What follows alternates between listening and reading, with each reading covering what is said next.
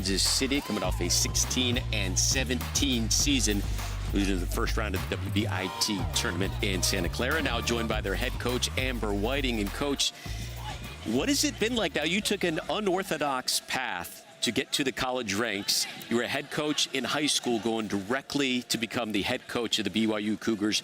Now 2 years in charge. What has that transition been like? I learned how to delegate because, in high school you do everything, right? You carry the water, you sweep the floors, you do everything. So at this level, you have to learn to delegate, and you put the best people around you, is what I've tried to do. And you just trust them, trust that they can do what they are best at, and it's been really fun. And then you transitioned right into the Big 12. Tell us about your year. You were able to play in the postseason, WBIT. Tell us a little bit, a recap of the season last year. It took us a hot minute to get our first win in the Big 12, but that was expected because of how people play, bigger, faster, stronger. But then we got our first top 20 win as a staff. I felt like that was a huge stepping stone for us. And then every night out, like, you just walk in these arenas, right? And I think it was at TCU the first night, and they were ranked top 10 at the time, and it was like, we get to do this every night out. And it's just like that feeling that's like that, like, rush, right? Like, every night you get to try to knock off a top 20 team. And so that's what's fun about it. And you're going against the best minds in the business, the best players in the business. So it's just like, you get to rise to the challenge every night. I heard you have a little extra added ammunition. The Big 12 announced that they are going to have a championship game, the final game of the Big 12 championship, held on a Sunday. BYU does not play on Sundays. Is that a little motivation for you? I think the commissioner spoke it into existence, right? Yes. He'll move it to Monday for us. Yeah. That's out there, so you know. That's right. That's right. What a big deal. Well, one of the great storylines about your program that we want to share with Big 12 fans is that you're able to coach your daughter, Amari, and that was her freshman year last year. What's that experience been like throughout your career now to be able to do that at the collegiate level? I got advice from a coach, Oregon State, Tinkle, and he was coaching his son at the time. And he was like, you're going to go through highs and lows in this business, but when you're going through it with your kid, it means that much more. And so when we had our first top 20 win against Baylor, I remember how special that was in that moment, just to celebrate it with your family too.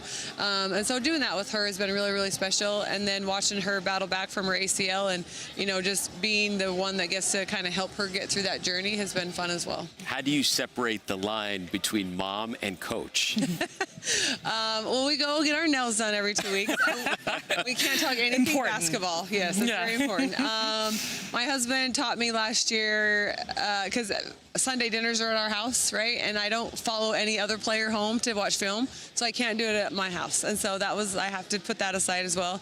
But we just have to work on the relationship like any mom-daughter ever, right? It's a two-way street, so we have to work on that relationship.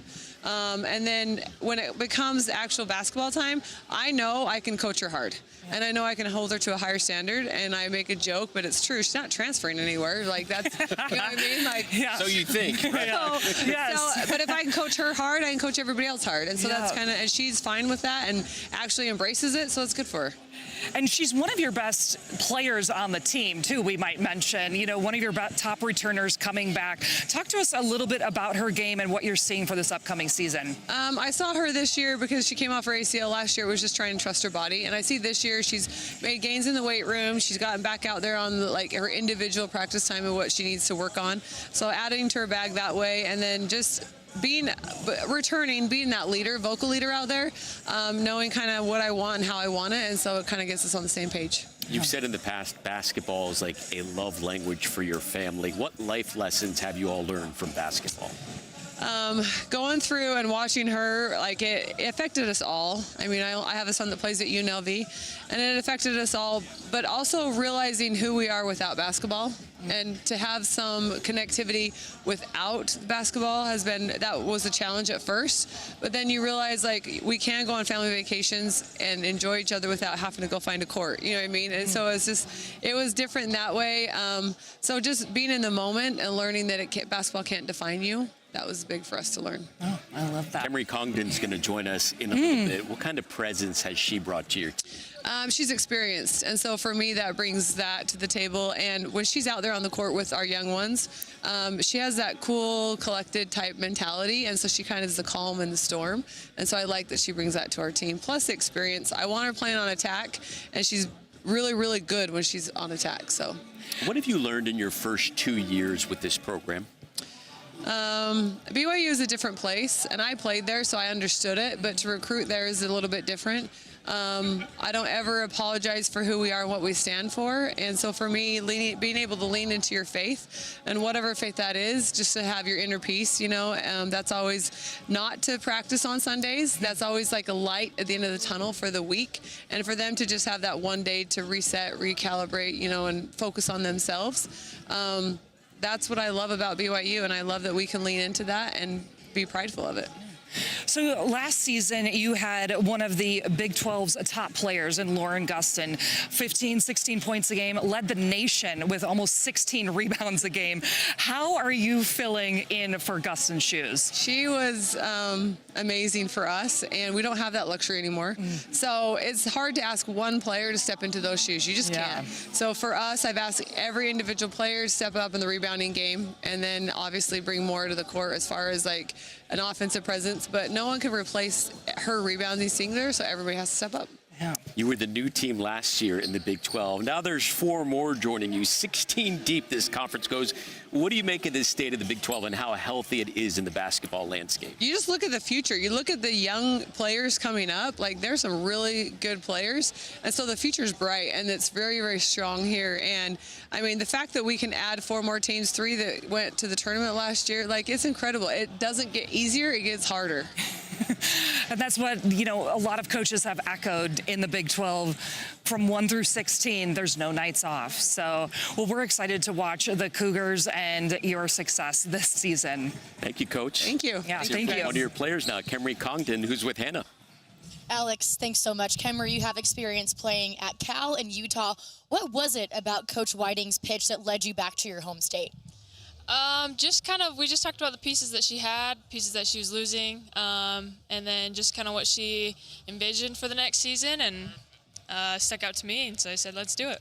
You're one of 3 newcomers to the BYU Cougars this season. How has this team embraced you to reach your maximum potential? Oh, it's been from the start. I mean, since summer workouts started, putting in a new system and stuff, we're just kind of like, all right, let's buy in, let's do it together. It takes a team to do it, and just kind of that chemistry and getting along with everyone, it just came so naturally. When it comes to that new system, what should BYU fans expect? Just a free-flowing. We've got a lot of talent on this team, so we're looking forward to kind of just embracing the different talent we have with some structure. So once it gets together and flowing, it'll look good. When it comes together and flowing and you have that team chemistry, how do you know mentally when you're out on the court? It just feels good. I don't think it's a mental note. It's just more of like the flow of everything, and it just feels natural. One of those key contributors is Amari Whiting, Coach Amber's daughter. You'll be sharing a backcourt together this season. She started at the point as a true freshman. How do your games complement each other? A lot, actually. She loves the downhill, super aggressive, great defender, gets up in your pants and stuff. She's kind of just like the energizer, gets us going. And, I'm the smooth kind of play make. So we definitely balance each other, and I'm excited to play with her for sure. Your coach was just on our set and mentioned how calm you are, just a calming presence on and off the court. So how does that fire and ice dynamic with Amari suit you so well? I think that's why we work so well. I definitely have that, and it's just the kind of, she gets fired up, like I said, the energy. Then I'm kind of the calm, cool composure, like, all right, what's next? And, yeah, it's kind of what we need. What should BYU fans expect from Amari in her sophomore season? She's off the court, put in a lot of work with her health and strength.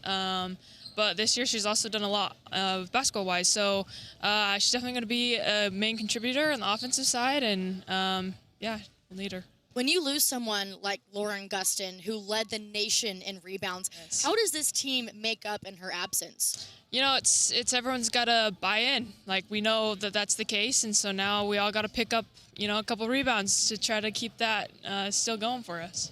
You bring 5 seasons of Pac-12 experience, Kemery. How have you stepped up to lead this team early on? Yeah, I think it's just kind of having an understanding of the level of college basketball in general. It's high, and with us having quite a few freshmen, they're fresh, they're excited, they're new, but there's still that nervousness a little bit, and so for me, I can kind of help them through that, and then just kind of talk through the game and how it's gonna be, and in the midst of it, I'm sure we'll have conversations of what's going on, and just being that leader as much as I can. What is an example of taking one of those freshman players under your wing and how you've helped them? Yeah, I mean, so Delaney Gibbs, she's been playing really well for us, and she has a really good skill set, and has been able to adjust pretty well. But just for me, or for her and any of the freshmen, just little pointers, after a play of like, hey, we can look at that. Hey, that's an option. That's just kind of what I've been doing, and they've been appreciating it for sure. How has that energy from those younger freshman players fed and impacted your game? It's huge. I love seeing the fresh faces and just their excitement, and they're optimistic about the season, and it's been good. And I enjoyed them on and off the court. How has this team worked to build chemistry amongst all of the newcomers?